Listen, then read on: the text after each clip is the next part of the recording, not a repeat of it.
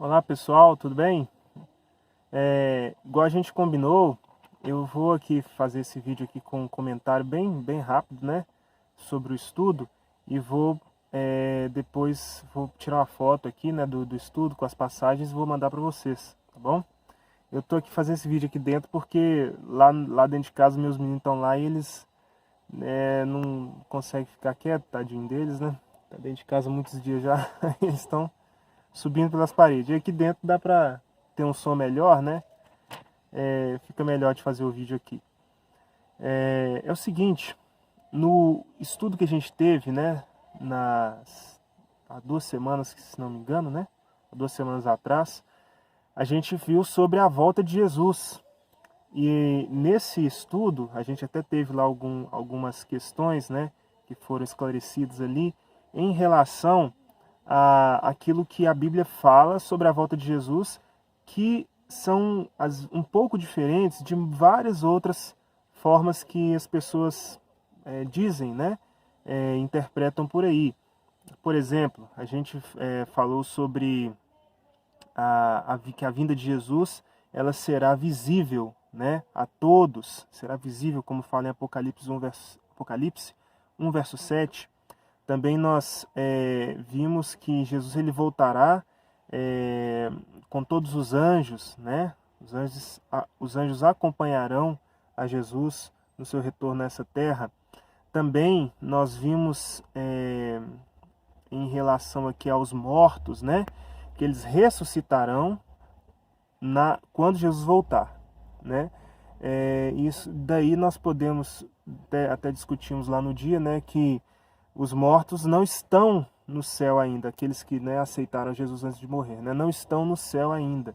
Eles vão receber a recompensa, a Bíblia também usa a palavra galardão, né, vão receber isso quando Jesus voltar, né, e cada um receberá o seu galardão. Os que se prepararam, os que viveram de acordo com a vontade de Deus, aceitaram a Jesus como seu Salvador e Senhor, né, receberão a vida eterna. E os demais que não agiram assim receberão a morte eterna, mas somente quando Jesus voltar.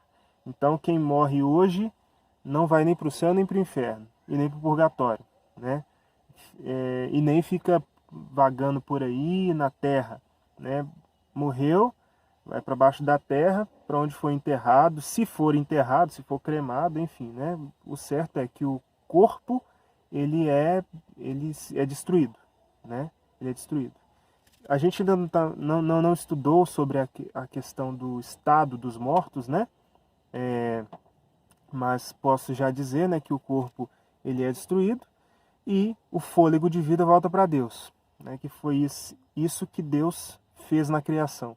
Ele fez um corpo com o pó da terra, né? Fez o corpo de Adão com o pó da terra e soprou no nariz dele fôlego de vida. E aí Adão se tornou um ser vivente, ou uma alma vivente. Gênesis 2:7, verso 7, não é 17, verso 7, né? Que aí fala como Deus criou o ser humano. Então, quando a pessoa morre, acontece essa separação daquilo que Deus juntou. Deus juntou o pó da terra mais o fôlego de vida. Quando a pessoa morre, separa o pó da terra do fôlego de vida, né? Mas a gente vai estudar isso aí mais profundamente depois, tá bom? Então, os pontos que a gente abordou foram esses, né? Que todos verão a volta de Jesus, a volta de Jesus será visível a todos. Também nós vimos que aqueles que morreram em Cristo ressuscitarão, né? Serão ressuscitados na primeira ressurreição. Isso é um tema que nós vamos ver posteriormente também, as duas ressurreições, tá bem? E eles vão receber ou vão receber a vida eterna ou a morte eterna, mas quando Jesus voltar, tá bom? Foram os pontos que nós abordamos nesse estudo sobre a volta de Cristo. Bom, aqui o estudo que nós vamos fazer aqui hoje, vou falar aqui rapidamente sobre ele, né? Se chama O Tempo Está Expirando. Também fala a respeito algo relacionado à volta de Jesus.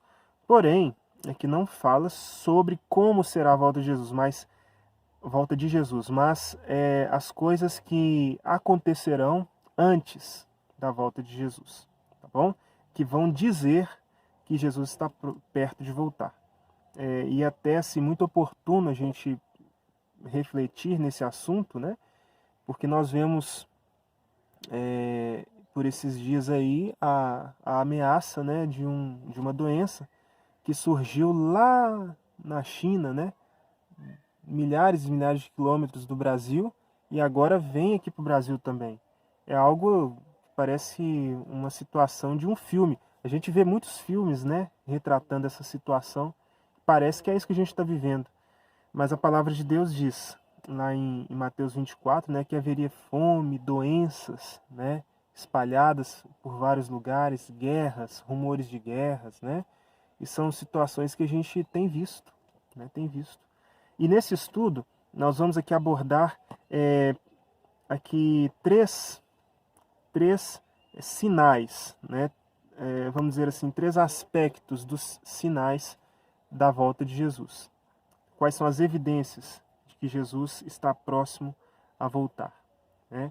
Nós vamos ver os sinais na sociedade, no mundo social, vamos ver os sinais no mundo religioso e também na natureza, né? Nós vamos ver nesses três aspectos.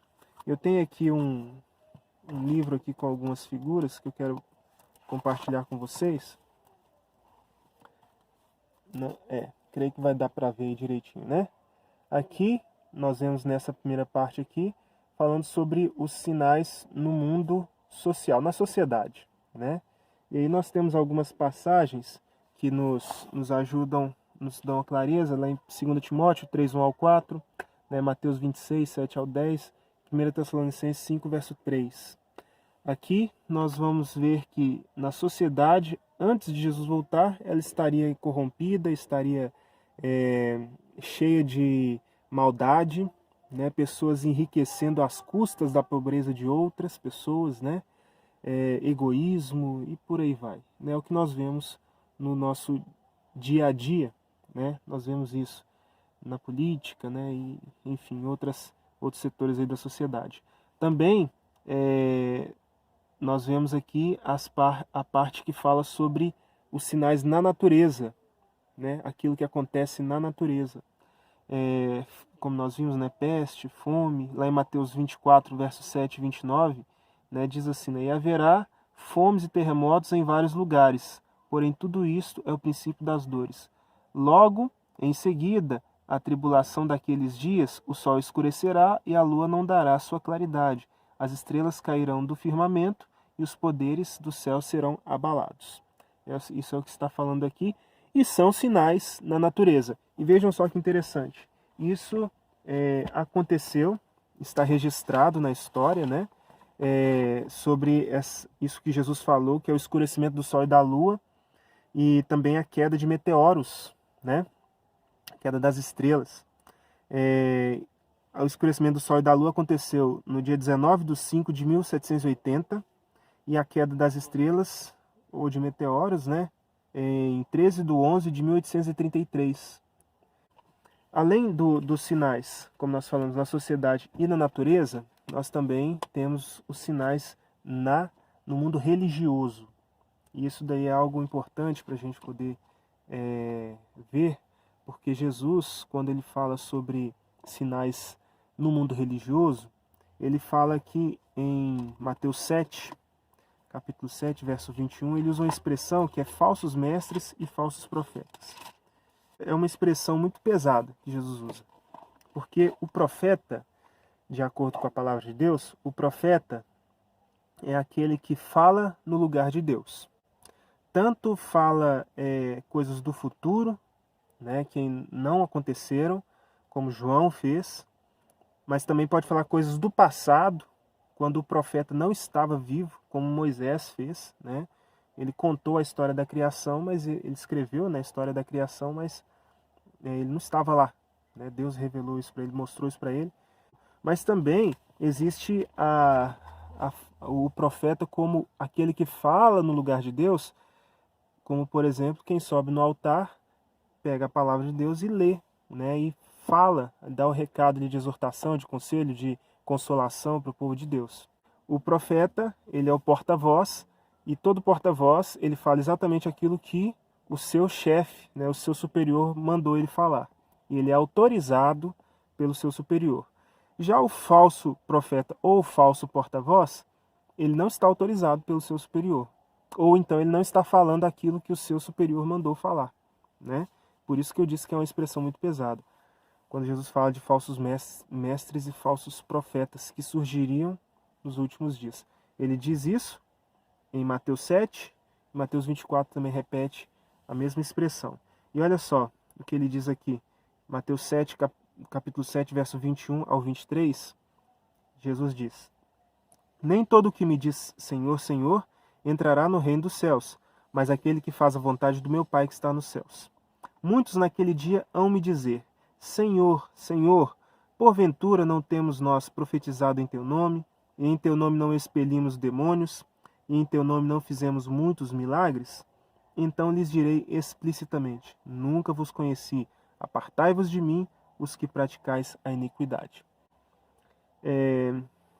Essa passagem aqui é uma passagem que, se a gente for analisá-la aqui, a gente pode pensar que tem algo errado, né? Porque aqui Jesus fala que estes que praticam, que profetizam, estes que fazem milagres, estes que expulsam demônios, Jesus fala com eles: saiam de perto de mim. E falam que eles estão praticando iniquidade. Iniquidade é pecado, né?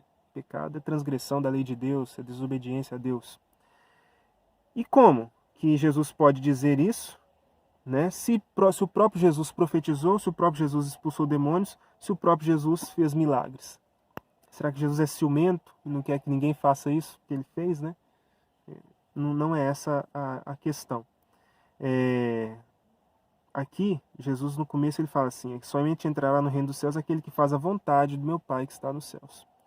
Hoje em dia, nós vemos na maior parte do mundo cristão, principalmente nós evangélicos, né, muitas igrejas que estão muito cheias, mas por pessoas que estão buscando algum milagre, alguma revelação ou ou expulsar demônios, né? E o que nós vemos muito é que esta questão acaba se tornando um show. O que eu estou querendo dizer com isso? Muitas vezes o pastor ou o bispo, ou seja quem for, né, o missionário ou o profeta, né, como chamam nas igrejas, né, vai até a frente e ali às vezes uma pessoa fica endemoniada lá, né? Fica possessa lá na igreja. E ele leva a pessoa lá na frente e às vezes entrevista ali o demônio, né? Faz uma entrevista, pergunta, né? Isso e aquilo, sabe? E acaba que o endemoniado, ele se torna o centro das atenções no culto. E muitas vezes isso aí dura o culto inteiro, né? A pessoa fica lá o culto inteiro lá na frente, lá tal. E esse não é o objetivo de um culto. O objetivo do culto é falar de Jesus, fazer as pessoas pensarem em Deus, né? Não pensarem no inimigo, né? As pessoas conhecerem a Deus, não conhecerem o inimigo, né? Esse não é o objetivo do culto.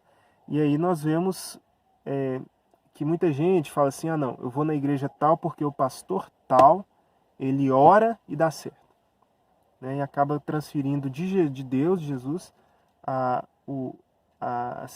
responsabilidade, né, e também a glória, né, acaba indo para o homem, né, porque é o pastor fulano, ele ora e dá certo. O pastor cicrano, com ele as coisas funcionam, né, sendo que Deus é quem faz, né. Se o pastor ora, quem faz milagre é Deus, né.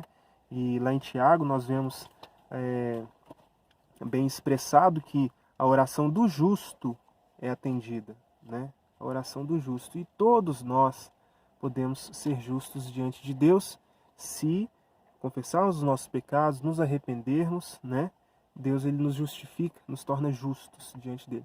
Bem, então, nós vemos aqui, por isso que Jesus fala, né? Que aqueles que fazem essas coisas, profetizam, expulsam demônios, e fazem milagres, né? Muitos deles não entrarão no reino dos céus, porque isso daqui, só isso não é evidência de que Jesus, de que Deus está ali naquele lugar.